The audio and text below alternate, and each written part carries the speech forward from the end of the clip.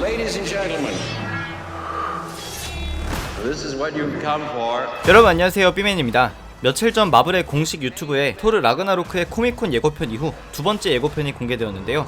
공개된 것과 동시에 로키 배역의 톰 히들스턴과의 인터뷰, 그리고 기자들만 참석하는 라그나로크의 감독 타이카 와이티티와의 만남을 통해 라그나로크의 많은 측면이 드러났습니다.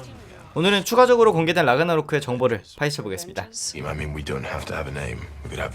우선 먼저 살펴봐야 될 것은 바로 새로운 예고편입니다.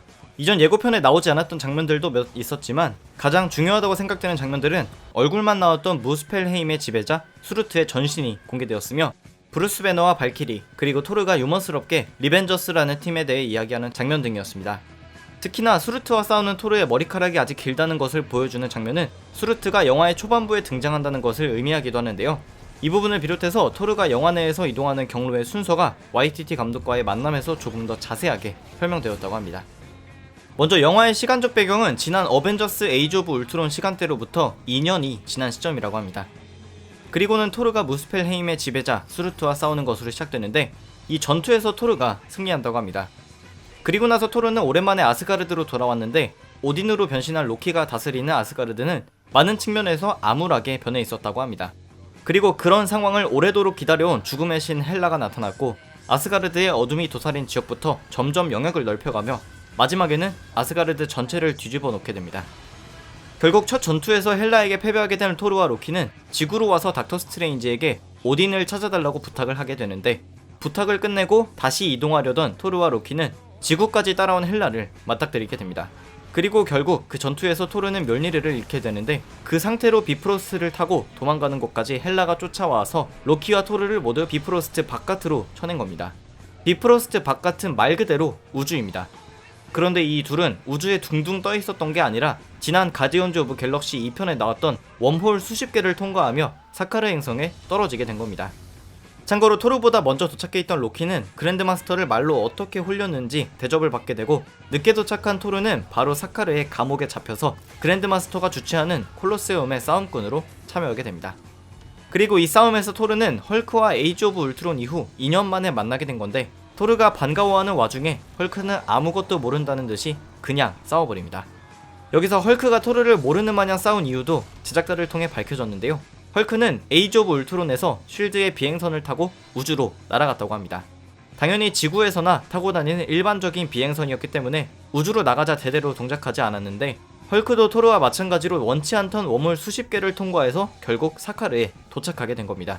참고로 제작자는 사카르 행성의 컨셉을 목적지가 지정되지 않은 우주의 온갖 쓰레기들이 최종적으로 도착하게 되는 쓰레기 행성이라고 밝혔습니다. 어쨌든 그렇게 사카르에 도착한 헐크는 그때부터 토르와 콜로세움에서 싸울 때까지 약 2년간을 헐크인 상태에서 브루스 배너로 바뀌지 않은 채로 유지되었다고 하는데요. 그 이유까지는 아직 확인되지가 않았습니다. 참고로 그랜드마스터는 초록괴물 상태로 싸움만 하는 헐크가 우울해하자 팬클럽 비스무리하게 응원 포스터까지 만들어줬다고 합니다.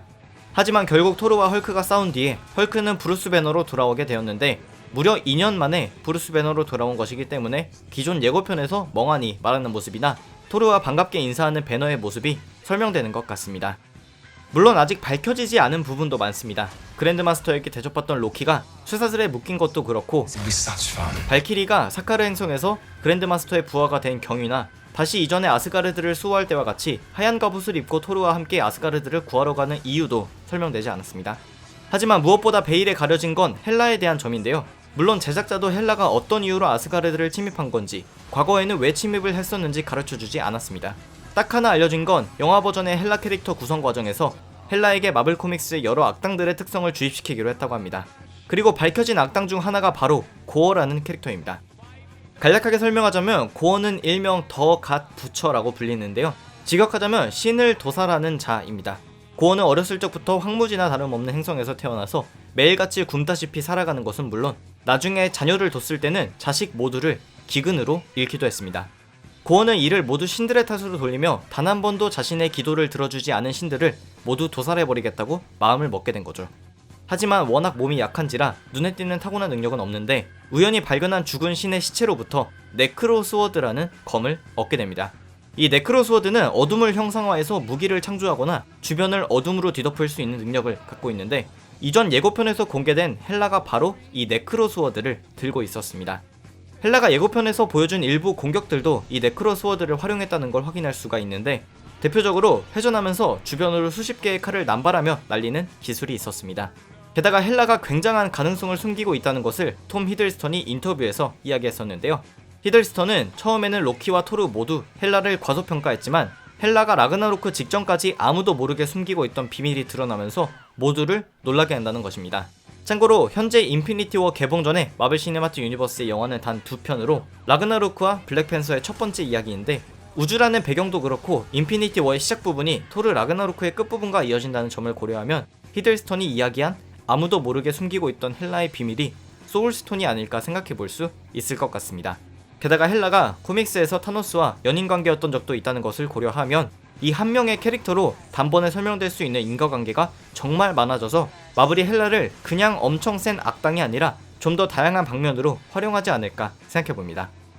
어쨌든 오늘의 토르 라그나로크에 관한 추가적인 정보 정리는 여기까지였습니다. 재밌게 보셨다면 추천과 구독 부탁드립니다. 감사합니다. 지금까지 삐맨이었습니다. No name.